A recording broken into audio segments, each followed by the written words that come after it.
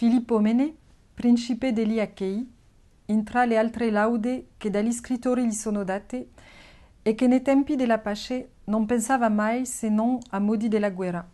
E quando era in campagna con gli amici, spesso si fermava e ragionava con quelli. Se gli nemici fossero in su quel colle e noi ci trovassimo qui col nostro esercito, chi avrebbe di noi vantaggio? Come si potrebbe ire, servando l'ordine, a trovarli? Se noi volessimo ritirarci, come avremmo a fare? Se loro si ritirassero, come avremmo a seguirli? E proponeva loro, andando, tutti i casi che in uno esercito possono occorrere. Intendeva la opinione loro, diceva la sua, corroboravala con le ragioni, tale che, per queste continue cogitazioni, non poteva mai, guidando gli eserciti, nascere accidente alcuno che lui non avesse il remedio. Alors c'est un passage du chapitre 14 du Prince et c'est à partir de la célèbre formule de Shakespeare, World's a Stage, que je voudrais en proposer un commentaire. Lorsqu'on commence à lire Machiavel en pensant au théâtre, c'est comme si l'on ouvrait la boîte de Pandore, on ne peut plus la refermer.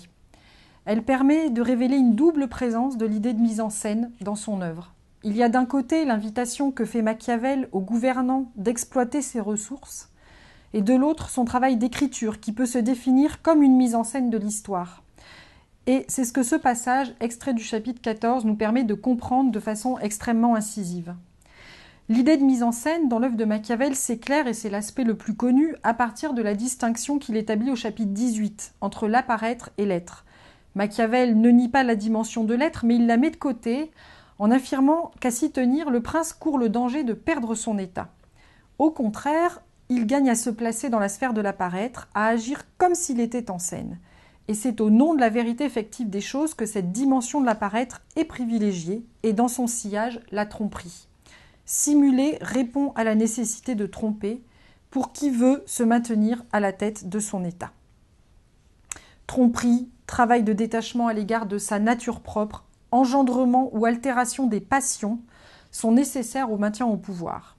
Et tels sont les trois aspects que ce chapitre 18 met en avant. Le chapitre 14 révèle une autre dimension de la scène machiavélienne. Les pièces de Shakespeare ont été, on le sait, représentées dans un théâtre rond, rond comme le globe terrestre.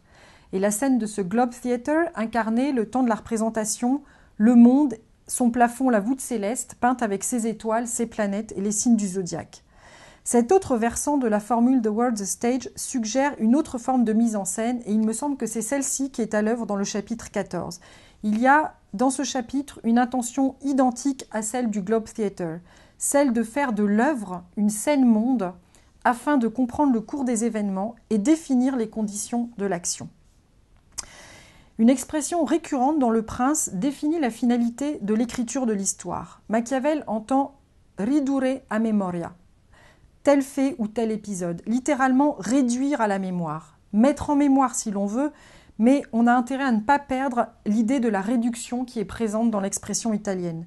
Il s'agit donc, à travers cet effort d'écriture, de constituer une mémoire des choses qui soit un support pour l'analyse et pour l'action, et cela au moyen d'une altération, en l'occurrence ici une réduction, ridurre, de la matière historique.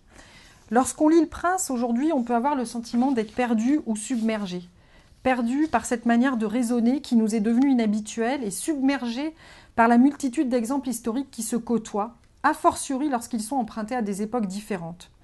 Toutefois, de manière étrange, on se rend compte progressivement que le sens des épisodes relatés par Machiavel peut être compris malgré l'ignorance des faits, qu'il ne cherche pas à faire œuvre d'historien, mais à montrer comment on déchiffre le cours des événements. Je dirais en ce sens que les passages historiques du Prince sont des fables à valeur heuristique. Comme la représentation théâtrale dans Hamlet qui fait surgir la vérité, elles sont le lieu où s'énonce la vérité effective des choses. Ce ne sont jamais simplement des exemples pour illustrer un raisonnement, mais au contraire le cœur de l'argumentation. Et je caractériserai volontiers ces fables machiavéliennes en empruntant à Bacon ses propos sur l'art de la transmission du savoir. Bacon parle de poésie parabolique comme un mode d'argumentation particulièrement approprié à la transmission du savoir. Qu'est-ce que fait cette poésie parabolique? Il le définit dans le De Augmentis. C'est un type de récit, et Bacon parle d'historia, par lequel les choses de l'intellect sont portées jusqu'au sens. En fait, il s'agit de forger des images pour exposer des idées sous une forme sensible. Et il me semble que dans Le Prince, Machiavel nous suggère qu'il ne veut pas être le seul à élaborer ce type de récit, ce type d'image qui permet de voir les idées. L'intelligence politique, Lefort a bien insisté sur ce point qu'il nous transmet, est essentiellement inachevé. Et de mon point de vue, ce passage du chapitre 14 nous donne à voir la manière de continuer, par-delà la lecture du Prince, la recherche de la vérité effective. Pourquoi ? Parce que Machiavel y expose une manière de faire, comme la sienne, qui permet de poursuivre son effort. Parce que le savoir, étant inachevé, doit être élaboré. Et ce que fait Filippo Émenne, à travers ses jeux de guerre, c'est bien une manière, à mon sens, de poursuivre la quête de la vérité effective de la chose. Pourquoi ? Parce que, pour Filippo Émenne, l'art de la guerre s'apprend et se travaille, certes par la lecture et l'action même dans le combat, mais aussi à travers l'imagination de situations de combat. Ce prince met à profit des parties de chasse pour concevoir des tactiques. Il joue à la guerre, comme le fait un enfant, afin de pouvoir être en position de force sur les véritables théâtres de guerre. Et ce faisant, il me semble que Filippo Émenne illustre la démarche intellectuelle de Machiavel de façon tout à fait exemplaire. Il s'exerce à la guerre de façon fictive, tout comme Machiavel tourne en tous sens autour de son objet, en adoptant les différents points de vue, celui du prince, celui des grands et celui du peuple, afin de mettre en évidence les effets de domination de la mise en scène du pouvoir. Et Filippo Émenne, dans le territoire qu'il s'assigne lors de ses promenades ou de ses parties de chasse, tourne autour du combat et des possibilités que celui-ci offre. Machiavel, dans Le Prince, met en perspective des exemples anciens, des exemples modernes, des situations passées et des situations présentes. Il nous invite à imiter ou au contraire à nous détourner de leur imitation, établir des similitudes, percevoir des analogies, dénoncer la fausseté de certains rapprochements sont les étapes clés de la réflexion. Mais il faut aussi jouer et encore une fois faire des mises en scène afin de ne pas être pris au dépourvu. Et c'est le sens de la conclusion de son chapitre 14 où Machiavel invite non seulement à lire l'histoire, mais aussi à faire comme ce prince, Filippo Émenne, quelque homme excellent qui a pris en imitation un homme qui avant lui a été loué et glorifié et qui a tenu toujours auprès de lui les gestes et les actions. Voilà.